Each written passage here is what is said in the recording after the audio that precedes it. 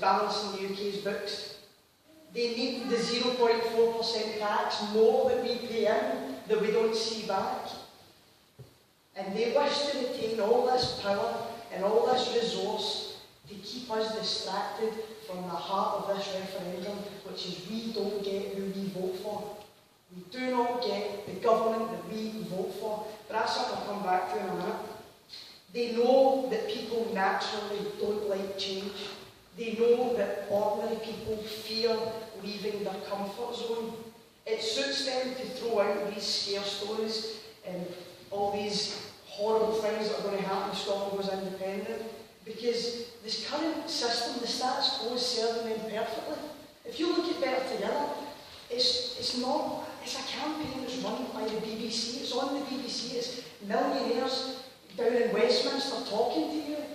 The Yes campaign can at least say that it's genuine grassroots. It's ordinary folk out there chatting doors, taking up their free time. I mean, I've rather been watching Coronation Street or something, but I'm out chatting doors and I don't get paid a penny for it. Look what the passion is. The No campaign tell us things like, oh, business will leave. Why? Business goes where there is money to be made, and as far as I'm aware, when we become independent, we'll all still be buying things, and we'll all still be wanting to make things. Business serves customers, not nationalities. They tell us that we won't be able to sustain ourselves. Well, I've just read out a quote from David Cameron telling us that we would be able to do it perfectly well, in fact successfully. And even without getting into the statistics of the 9.6% that we pay in, that we only get back 9.4%, think about plain logic. The Conservative Party, the party that had never had a real mandate in Scotland for a long, long time, they're a toxic brand, the party of greed and where private profit rules all. If we were genuinely a leech on the purse of Westminster, why do they want to keep us? What are they getting out of us? If the money was genuinely flowing up to Scotland, we wouldn't be having this debate, because they would have shot us a long, long time ago.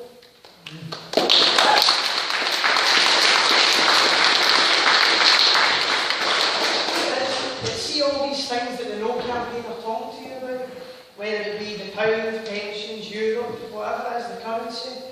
The truth is that they're policies, and policies change with parties. And policies change in 5 and 10 years' time, and all of these things that they're talking about will be just as relevant in 10 or 50 years' time. But shouldn't it be the government that you voted for that's representing you with them? Shouldn't it be the government that you have democratically said, I agree with you on these issues? Should it not be them making those decisions? Because that's not the system that we have at the minute. And that's why, see, if you were alive during the Thatcher years, and you're still thinking about voting no, you need to have a real long think. Because I was lucky enough that I wasn't alive when Thatcher was here, but I still see the damage that that government did. I see it when I'm walking down Paisley Road West, I see it in Clydebank, you see it all over Scotland, and you should remember. You should remember the poll tax, you should remember how we were guinea pigs, you should remember the lives in the industry that that government destroyed, and you should remember how powerless we were to do anything about it.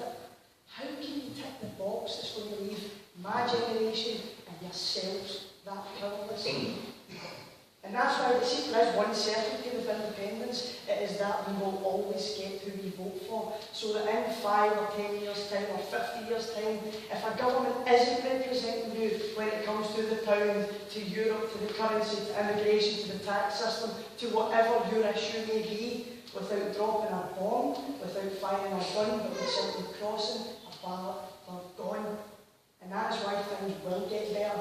Because if there is one thing that politicians have in common with the rest of us, it's that they don't like losing their jobs. So they're going to fight to keep their job, and that means fight to represent you. Now, I'm at doors all the time. I've been doing this for the past 2 years, just out chatting doors with my dad. And all the time I hear people saying, I'm not interested in politics, nothing ever changes. See that attitude? That suits the elites in Westminster perfectly well. It suits them perfect for you not to be interested. I mean, I've got 2 wee stories. This is the first one. I was out in Ferguson and I chatted in this woman's door. She said, all that, I'm not interested in politics. no. So I thought, I'll start talking to him, see, tell her why I'm voting yes. So I did that, and just like that, she lit up. She just, a spark went off, and she started going, I know what you mean. They knocked down that community centre there, they built this car park. The folk around here can't afford a car, let alone pay for the car park. Now the rains are out drinking, and they're just going to get themselves in bother. And she went on this big spiel about our area, all the problems, and all the solutions to them. And I was genuinely kind of taken aback. So much so at the end of it, she was like, oh, I kind of went off on one there, I'm sorry about that. I says, no, that was brilliant. You stood there and says, I don't know anything about politics, and yet you've educated me. I chapped on your door, and I'm the one going away with knowledge. And I love that. I love that normal people are starting to think for themselves. Normal, ordinary, working class folk are starting to wake up and see what's happening around us. We're waking up from the sleepwalk that we've been in for the past 20 years. I love that I can't go on a night out without walking out of a pub and seeing a table arguing over what the currency should be, or whether Scotland's a democracy, or the bias of the BBC. We're waking up, and that is what terrifies them. Lights are switching on all over this country. And as Jim Siller says, we are starting to realise the myth of our own inadequacy. And we're starting to realise that this referendum has got nothing to do with Alex Salmond. Absolutely nothing, nothing to do with the SNP. This referendum is about us. It's about our future, our children, their children. It's about us having the power to shape our future as we see fit. And that's what brings me on to the vision that yes, have on offer. We've already shown the good that we can do with the limited powers that the Scottish Parliament has. You know, free prescription, you know, no tuition fees. I wouldn't be able to go to university if I had to pay £9 every year. We've shown how much of a different direction we're going in. Imagine the good that we could do if we had all the powers to reflect the views and the attitudes of the people that live in Scotland. Independence isn't the end. We don't wake up on the 19th and say, oh, that's us arrived, I didn't milk the money all around, it's fantastic. Of course it's not. But the No campaign has and will continue. I mean, you'll hear it in the debate with Alistair Darling and Sam on Tuesday. They will constantly say, look to the nationalists and say, what will an independent Scotland look like? You can't tell us, vote no, play it safe. But the truth is, they're asking the wrong people. Because on the 19th of September, it's not Alex Salmond that's going to be deciding what an independent Scotland looks like. The tools are in our hands. And for the first time ever, your government's going to have to turn around to you and say, what do you want it to look like? What do you want this place to be? And I was talking to Jim Sillers actually last week, if I week ago today, and the two of us were saying the greatest asset of the Yes campaign at the minute is its diversity. The horizon is open. Everybody's imaginations is sparked. We're all deciding, oh wait, this can be a bit better. And we're all trying to come up with ideas of making this place better. Surely that's worth taking a risk for. Now, for me, I find it really exciting that politics will be turned on its head. I mean, John Paul touched on himself. Who knows what's going to happen to the SNP after independence once their lifelong goal has been achieved? The Labour Party will be rejuvenated because suddenly they'll be free from looking over their shoulder at their bosses down in Westminster to make sure they're toeing the party line. They'll have the chance to win the hearts and minds of ordinary folk once again. New parties may well form, but if there's one thing that's certain, we will definitely be living in the first days of a better nation. Because as John Paul says, it can't get much worse than what we've got at the moment. Now, the last thing I'll say is that I know people are scared of change. I mean, I touched on it earlier. But do you know what? People do change. It's incredible to think that once folk resisted mobile phones or computers or the internet because they were scared of it and they didn't understand it.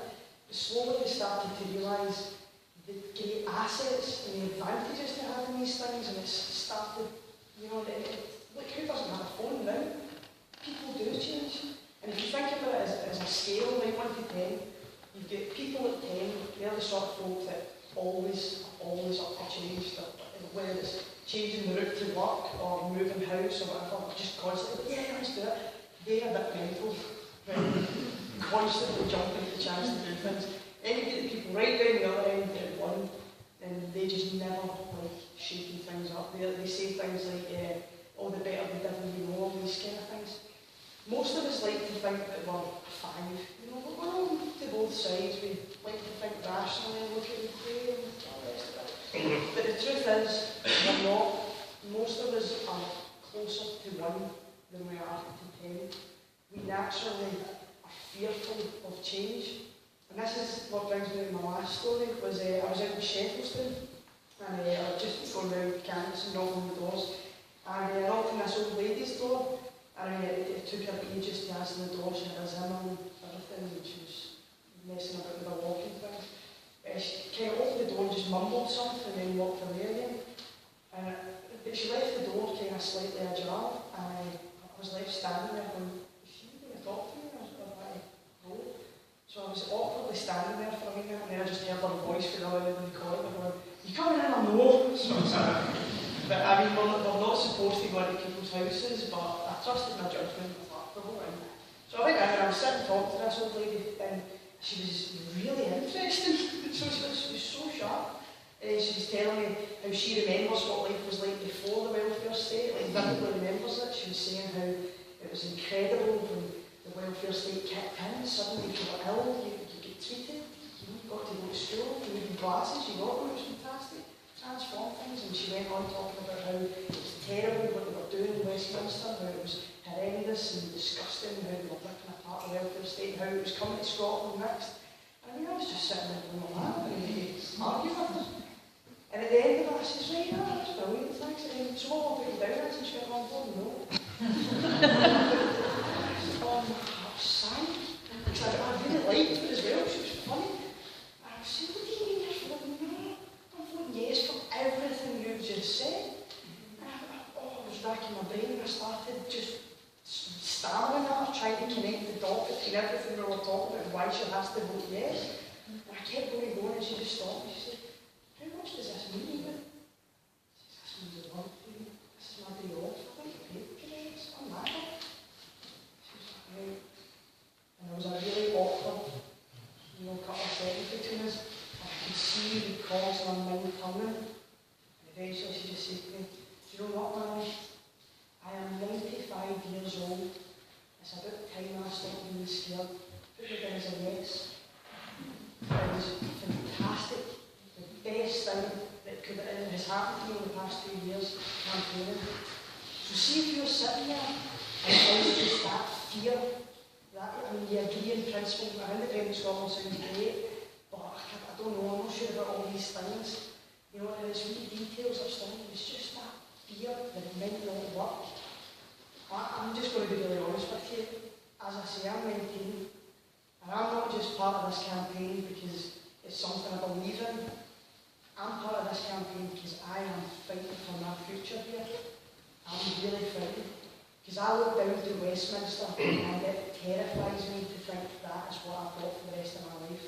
I look down and I see more and more austerity, more and more right-wing governments. I see UKIP, I see more and more debt, which is being kept quiet at the minute, nobody's talking about that. I see more and more inequality. I look down and I see a Conservative Party that I cannot stand and a Labour leadership that I cannot trust. Westminster and this British establishment is a sinking ship, and it is going down fast, and at the minute of powerless to do anything. So if it is just that fear that's stopping you, I want you to go away and really, really think and ask yourselves, would you honestly rather stay on a sinking ship out of fear that the lifeboat might not work? Because I tell you what, I'm getting on that lifeboat, and I invite every single person in this room, and whoever else who watch this, come with me, and let's make it work. Thank you.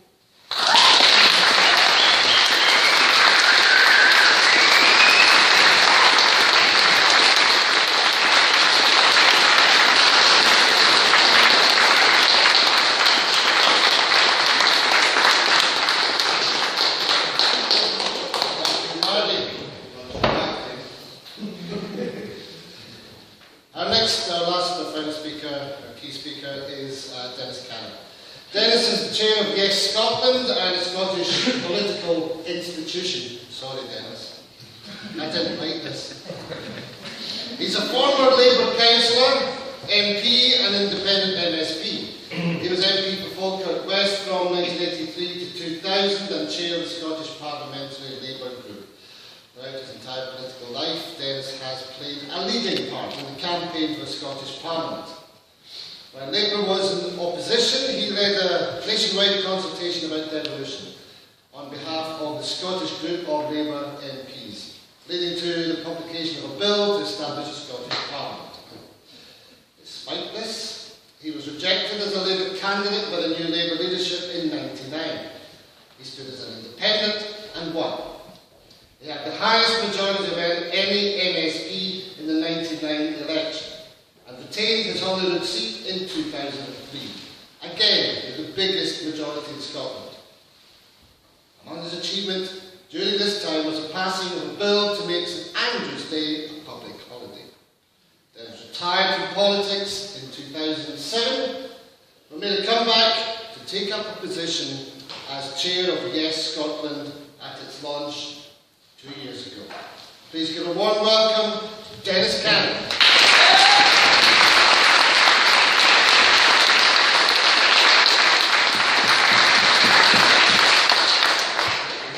Thanks, Frank, for your kind words of introduction. I'm a convert to the cause of independence, and my conversion is not due to any emotional experience. It's due mainly to my parliamentary experience, 26 years at Westminster, followed by 8 years in the Scottish Parliament. I've been retired now for 7 years, and as some of you will know, retirement gives you time to think, time to reflect.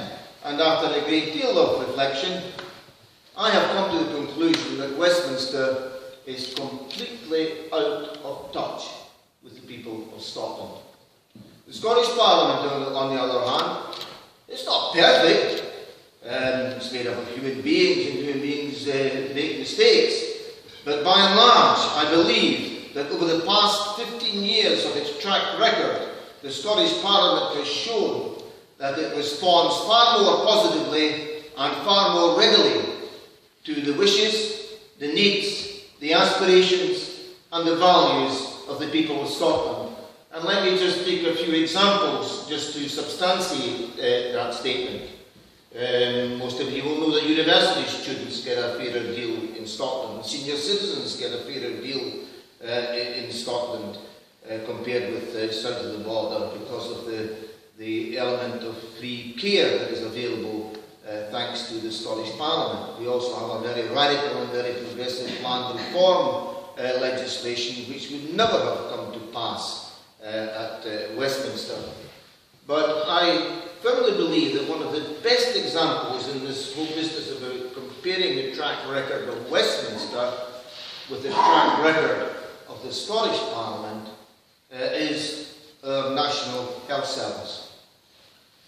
Now, I want to draw a wee bit of detail about this for two reasons, because I feel very strongly about our National Health Service, and because, well, the Yes Scotland management people at headquarters put out a press release this morning suggesting what I say about the National Health. Are there any members of the press here this evening? Good. So instead of just reading out a planned press statement, I can speak from the heart, but I want to depart from the basis of what I put out in that press statement. The National Health Service, our National Health Service, was founded in 1948. It was founded by an Act of Parliament, an Act of the Westminster Parliament. And it was universally hailed later, not originally, there were some people who were going to get it, the Tories voted against it in the House of Commons, and some of the doctors even weren't very keen on it either.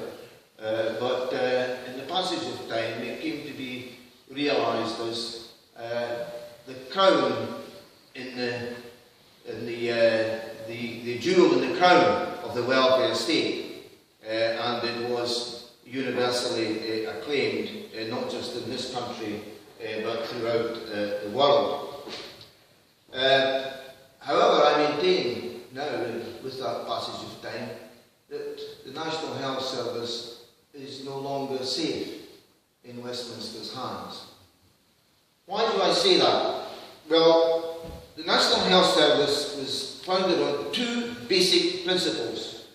First of all, that it should be the property of the people, and secondly, that it should be freely available to the people when the people needed it. Well, these two principles are still respected by the Scottish Parliament, and we've had, in the past 15 years, we have had governments or administrations of various hues in the Scottish Parliament. We've had Lib-Lab coalitions, we've had SNP governments. And by and large, that principle, the two basic principles of the National Health Service have been protected in the Scottish Parliament. But these principles have been abandoned at Westminster. Why do I say that? Well, what do you pay for your prescription in the Scottish Parliament? In Scotland, thanks to the Scottish Parliament, we pay no prescription charge at all. South of the border, people are having to pay over £8 now per item. That is a tax on sick people. Also, more importantly, what is happening south of the border is that the National Health Service is becoming more and more privatised. And we cannot ignore that in Scotland, and it would be wrong to think that because of the existing powers of the Scottish Parliament that we are somehow immune from all this privatisation programme. The trade union Unite has recently indicated that more charges are on the way, and Westminster politicians have recently indicated that more cuts are on the way as far as the NHS budget in England is concerned because of this increased privatisation, and that will in effect mean that instead of the services being provided on the basis of need, they will be very much dependent on the freedom of market forces, and that isn't always going to operate in the best interests of patients. So, when these services are privatised and an NHS budget in Westminster is cut, because of the existing system of funding of the Scottish Parliament, and at present they're using this thing called the Barnett formula, then you have a knock-on effect through the Barnett formula by which the Scottish Government receives a cut in its block grant.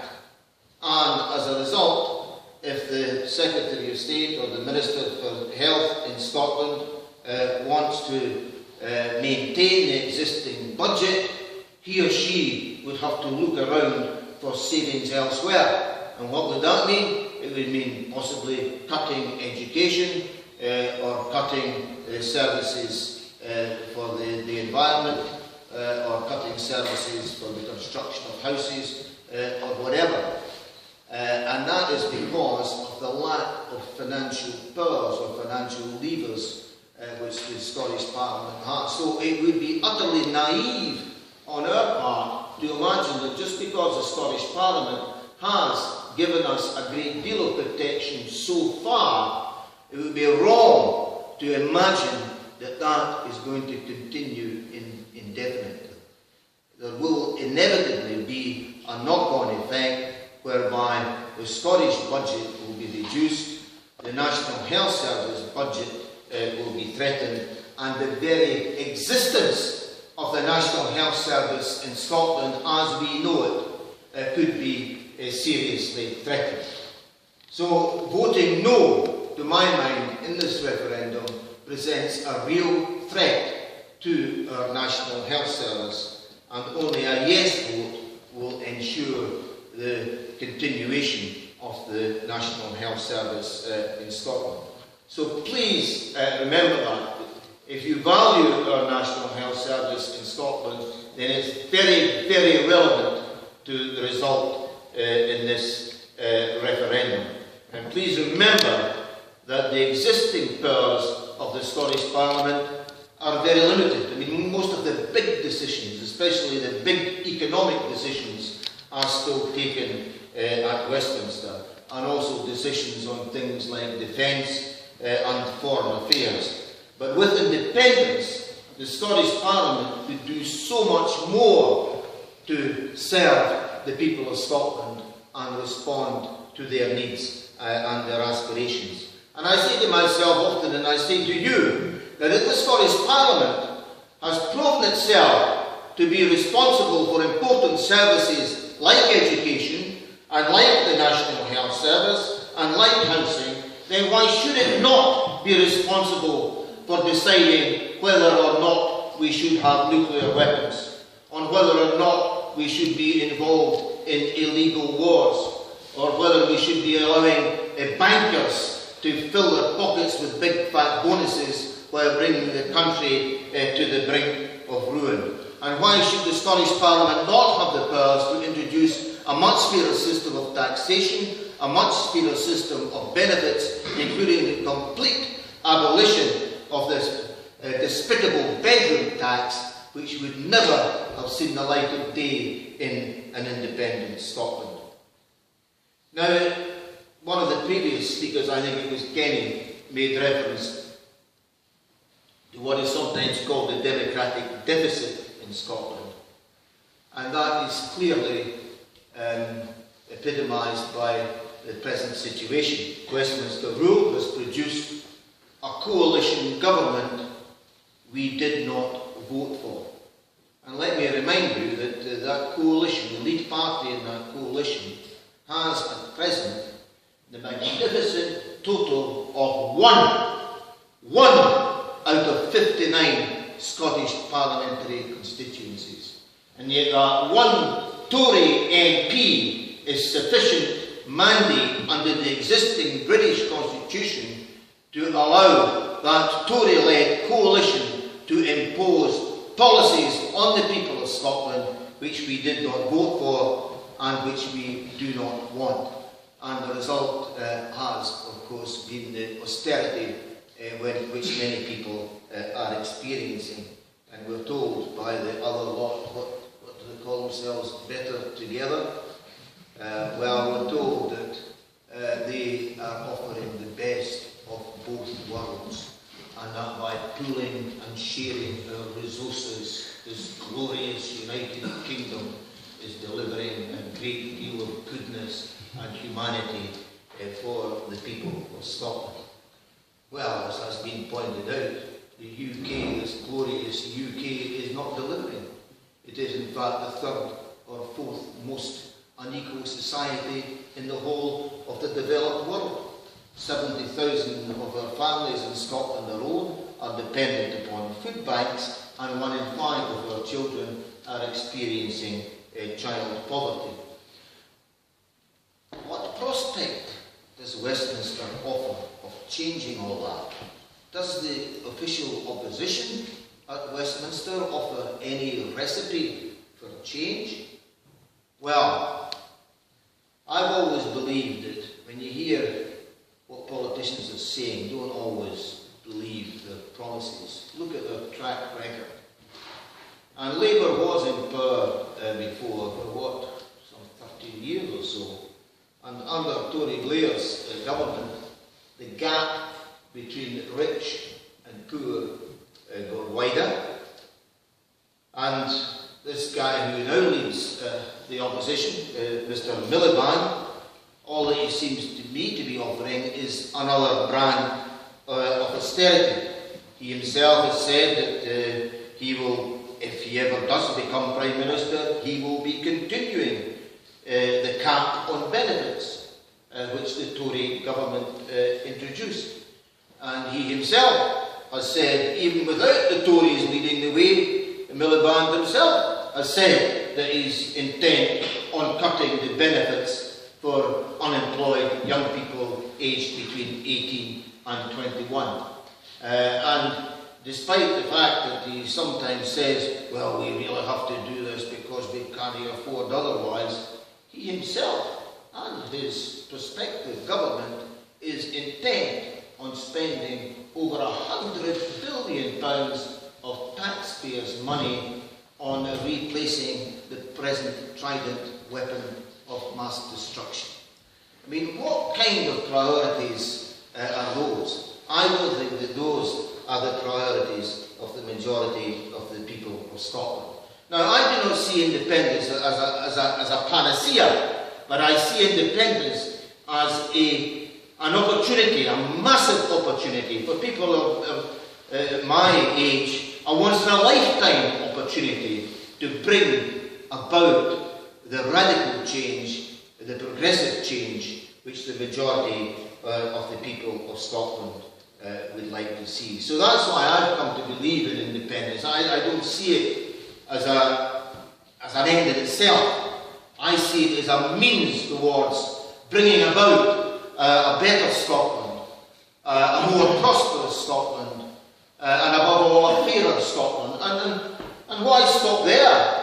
I mean, there's an old Scots saying, we're all Jock Tamson's bairns. Some people might translate that as saying that we're all God's children. Well, whether you believe in God or otherwise, we're all citizens of the world. We're all members of the human race. And I want to see an independent Scotland playing its full part in the international community as an independent member of the international community. Unfortunately, at present, much of the foreign policy initiatives that we've seen emanating from Westminster have been not all that independent at all. They're very much being dictated to by the other side of the Atlantic, whereby UK foreign policy has become almost like the poodle of whoever happens to be the President of the United States of America. And we've seen what that has led to in Iraq, in Afghanistan, and now we're seeing atrocities in Gaza and other places, and part of the reason why Britain is not being more strident in its opposition to what's going on in the likes of Gaza is the fear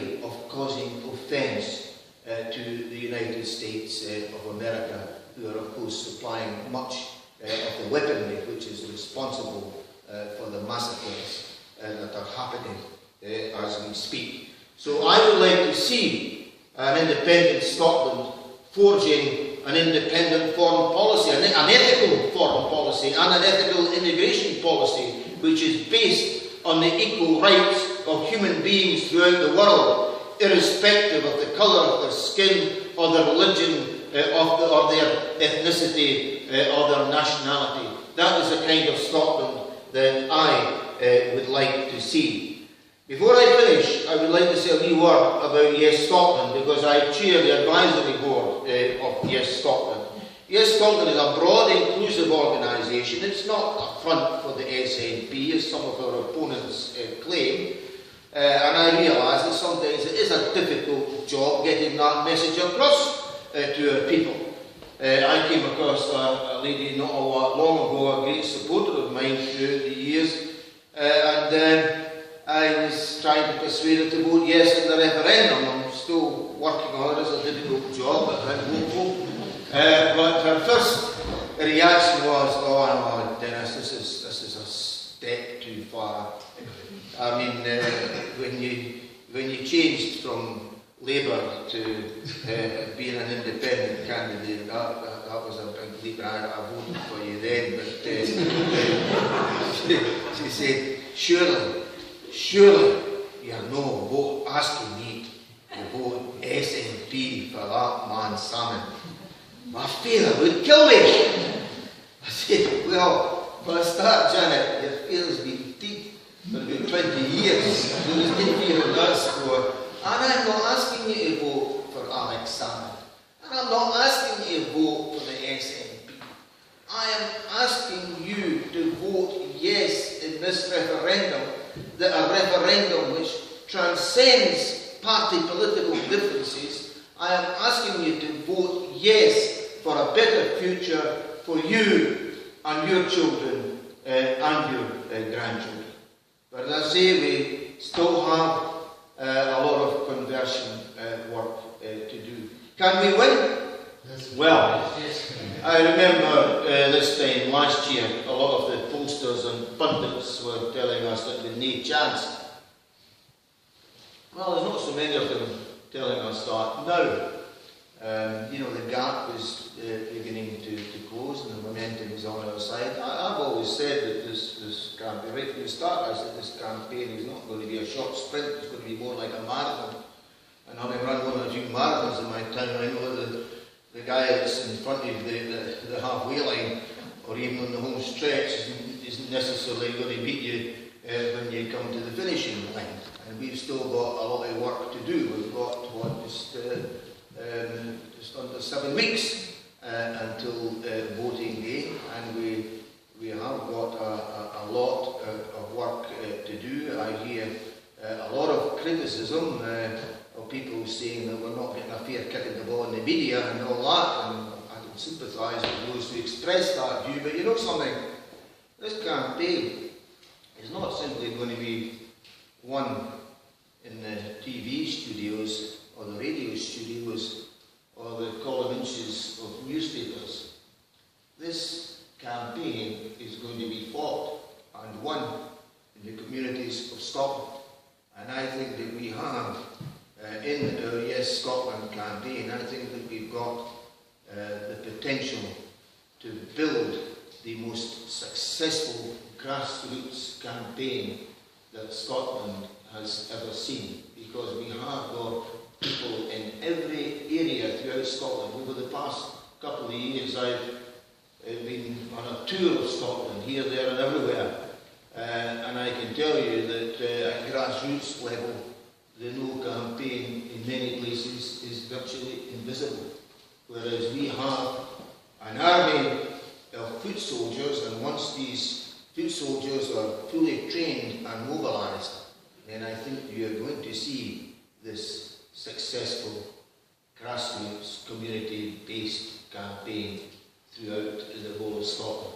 And we're going to take our positive message out to every town and every village and every community and every street and every home and every shopping centre and every workplace in Scotland. And our message is this, that it is only by voting yes in this referendum that the people of Scotland are going to be empowered to build a new Scotland, a better Scotland, a fairer Scotland, a more prosperous Scotland, and a Scotland that will play its full part in the international community to help to build a better world. That is our message. And when we succeed in winning the hearts and minds of the people of Scotland by getting that message across, we shall win a famous and historic victory. So I say to the people of Pollok, let's go for it!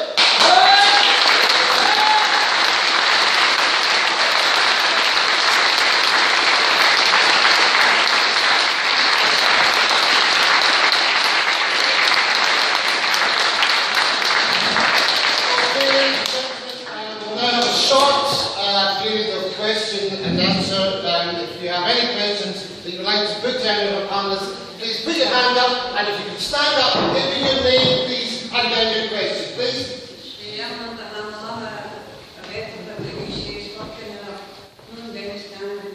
for a long time. You might not remember me because it's a long time since I've seen him. Going back to what you said there, Dennis, about the grassroots campaign, 43 years ago, when UCS went into liquidation, we had 13 ships on the order book at that particular time, and I suppose you remember that, because I think you were involved in that at that time. And what happened there was, it was the people, the UCS people, the people in the yards, who the grassroots campaigners, who had mass demonstrations down to London, who had demonstrations up and down the country, and the whole of Scotland got together, and the whole decision was rescinded, and the 2 yards were kept open. And the 2 yards that are open just now is Yarrows, which is over at Clydebank, and you've got Govan down here, about 2 miles away from here, and they're still open. And the reason they're still holding this because the people of Scotland got together and they worked together, and it was the grassroots people who fought to keep these open, and they're still open today. And that's something that we should be taking on board and saying, well, that's history that can have to be done again. But the unfortunate thing just now is BAE Systems are saying that if the Yes campaign gets through, then they're going to withdraw from Scotland. Right? So what I'm saying is, if they do withdraw from Scotland, it's not just warships that we built before. We built container ships, we built ferries, we built ships for all over the world. And I'm saying that if we get an independent Scotland, we could go that, we could do that again. But not just on the shipbuilding thing.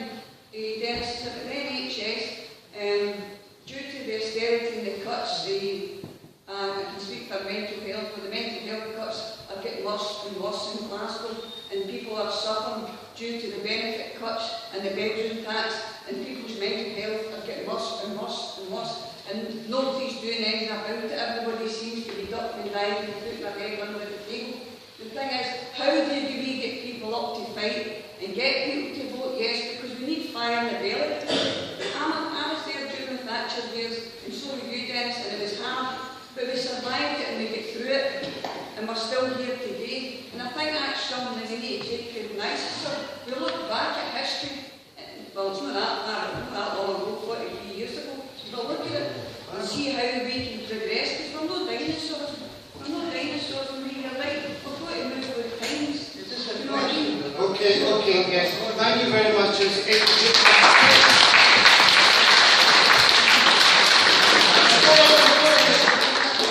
The point is well made, sir.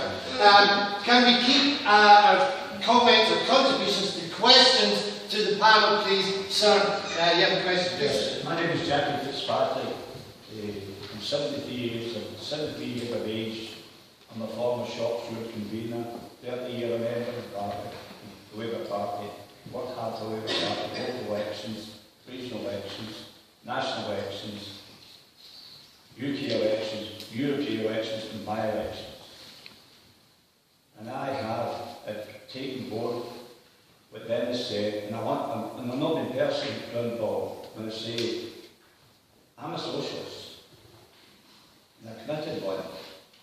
I took an active part, health and safety, politics, industrial relations,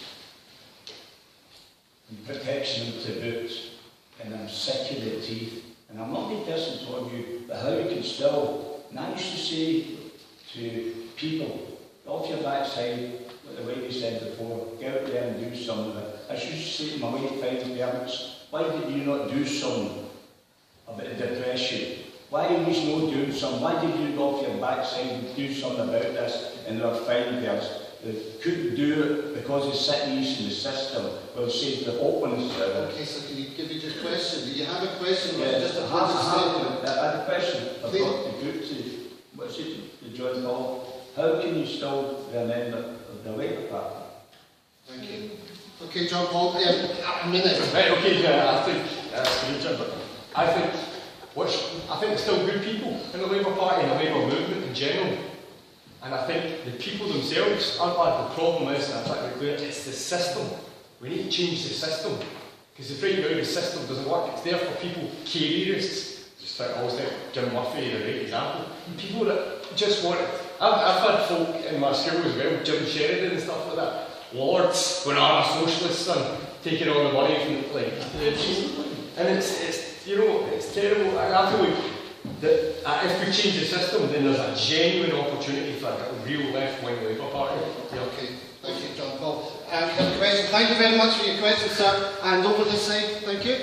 Yes, ma'am. Yeah, thanks to the panel. My name is Ria Wilson, and I really am fairly certain that in economic terms, because of our resources, because of our economic situation in the future, we possibly could in fact forge the way in independent Scotland. The issue I still have, and I'm still uncertain, is whether it's right to do so. We've been sharing this very small part of the world for many, many hundred years We're interdependent in many ways. We have relatives and friends just across the border, up, down, over. And if the issues that we're talking about that are coming from Westminster, many of which we would all totally disagree with, affect us, it equally affects our cousins, our brothers, our sisters over the border. A good point. So Could I direct that? what I would like to hear, just very short, Yes, yes. what I would like to hear is, if we do go for independence, what do you see as the future for our cousins and our relatives? Could I ask Kenny first, please, and then come to Dennis? Very quickly, yes. Well, first of all, because of the economic situation we've had in Scotland over recent decades, in which until fairly recently Scotland was considerably,